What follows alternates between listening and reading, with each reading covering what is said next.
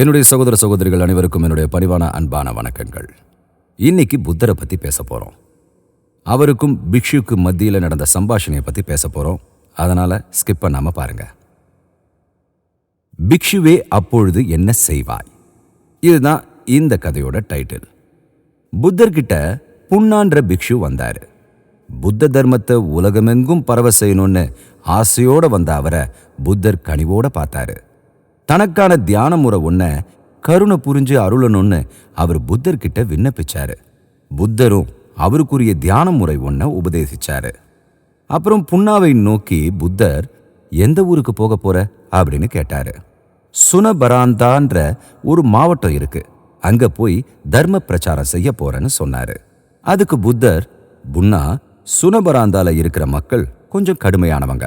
அவங்க உன் பேச்சை கேட்க மாட்டாங்க, உன்னை கண்டபடி திட்ட போறாங்க. அப்ப நீ என்ன செய்ய போற?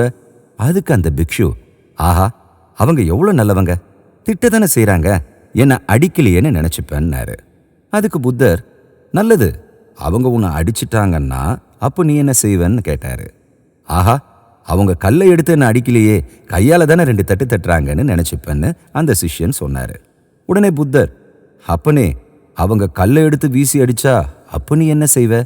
அதுக்கு அவரு, நல்ல வேலை, இவங்க கல்லை தானே வீசி எறிறாங்க, கம்பு கொண்டு அடிக்கலையேன்னு நான் நினைச்சுப்பேன் அப்படின்னாரு.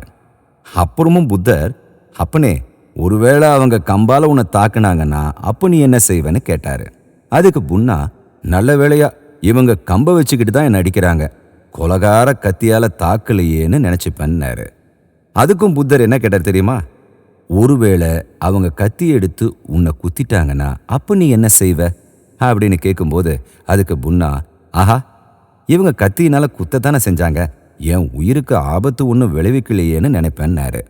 உடனே புத்தர், ஒருவேளை அவங்க கத்தியினால குத்தி உன் உயிருக்கே ஆபத்து நேர்ந்துடுச்சுன்னா அப்ப நீ என்ன செய்வ?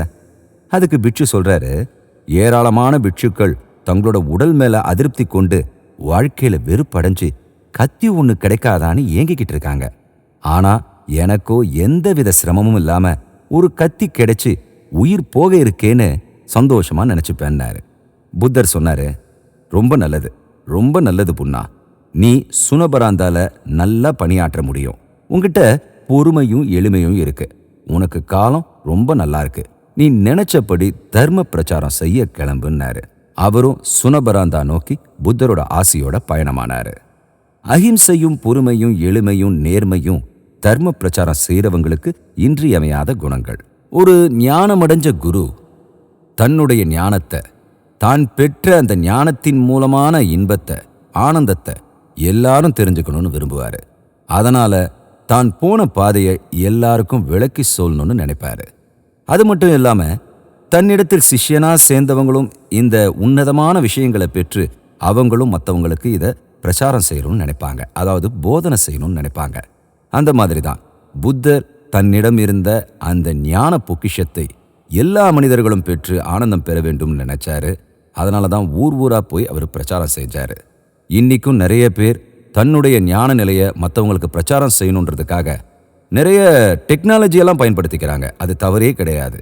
ஏனென்றால் இந்த பொக்கிஷம் எல்லோருக்கும் திறக்கப்பட வேண்டும். அப்பதான் நான் பெற்ற இன்பம் பெருக இவ்வையகும்னு அவங்க நினைக்கிற அந்த குறிக்கோள் நிறைவேறும்.